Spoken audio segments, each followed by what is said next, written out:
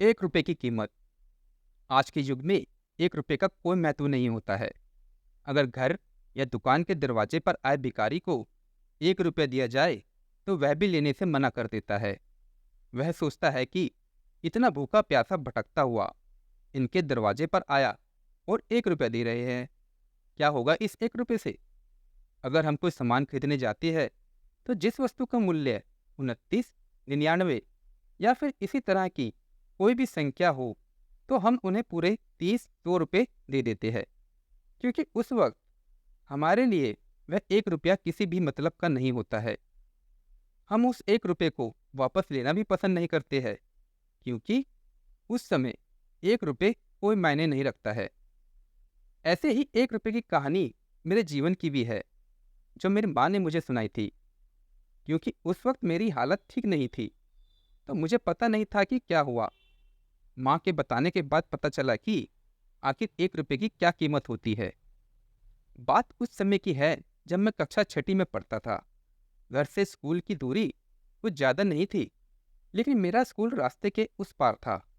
Road को cross करके उस पार जाना पड़ता था। रोज की तरह मैं अपने दोस्तों के साथ रास्ते को पार करने लगा था। मेरे सारे दोस्त आगे थे और मैं पीछे। सभी ने रास्ता पार कर लिया था और मैं भी पार करने ही वाला था कि अचानक एक कार से मेरा एक्सीडेंट हो गया। बस यहीं तक मुझे याद था। उसके बाद क्या हुआ वह सब मुझे मेरी माँ ने सुनाया। कार से टकराकर मैं रास्ते के उस पर जा गिरा। कार वाला तो रुका नहीं, लेकिन वहाँ काफ़ी लोग इकट्ठा हो गए। उसी भीड़ में से किसी ने मेरे घर पर फ़ोन लगाया। मेरे एक्सीडेंट की बात सुनकर माँ के हाथ पैर सुन्न हो गए। उसने घर में 100 के जितने भी नोट थे सभी अपने पर्स में डालकर तुरंत मेरे पास आई। मुझे बहुत ज़्यादा चोट लगी हुई थी, तो मुझे कुछ भी पता नहीं था। मुझे देखकर मेरी माँ के पैरों तले जमीन खिसक गई। माँ मुझे शहर के बड़े हॉस्पिटल में लेकर आई। हॉस्पिटल में मरीजों के इलाज के लिए पर्ची बनवाने की बहुत लंबी लाइन लगी हुई थी। मेरी माँ भी लाइन में खड़ी हो गई, बहुत घबरा रही थी। थोड़ी देर मेरी तरफ देखती तो थोड़ी देर लाइन की तरफ। कब आएगा नंबर, यही सोच रही थी। शहर का बड़ा हॉस्पिटल था, तो बिना पर्ची के इलाज भी नहीं होता था। इतने में मेरा नंबर आ गया था। पर्चा बनवाने के लिए 1 रुपया देना पड़ता था। मेरी माँ ने पूरा पर्स चेक किया, लेकिन उसमें 1 रुपया नहीं मिला। उसने पर्चे वाले से बहुत मिन्नतें की और बहुत समझाया, लेकिन पर्चे वाले ने मना कर दिया।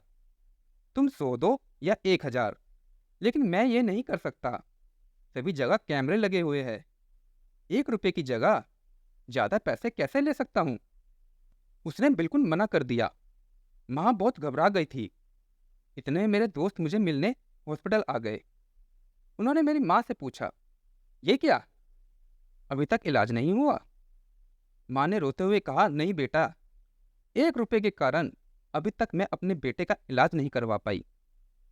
तभी मेरे दोस्त के पास 1 रुपया था, तो वह पर्चा बनवाने गया। पर्चा बनने के बाद मुझे अंदर ले गए। मेरी माँ ने दोस्तों का धन्यवाद किया। मेरे दोस्त समय पर आ गए और मेरा इलाज सही से हो गया।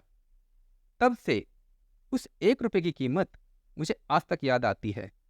वह 1 रुपया उस वक्त मेरे लिए मेरी जिंदगी था। उस वक्त 1 रुपये की जगह 1000 रुपये ने भी काम नहीं किया। दोस्तों, इस कहानी से यही सीख मिलती है कि हर चीज का अपने आप में एक महत्व होता है, जिसका जब समय आता है तब उसकी जगह कोई और नहीं ले पाता। अपने जीवन में भी किसी को छोटा या तुच्छ नहीं समझना चाहिए। पता नहीं कब कौन किस वक्त काम आ जाए। धन्यवाद।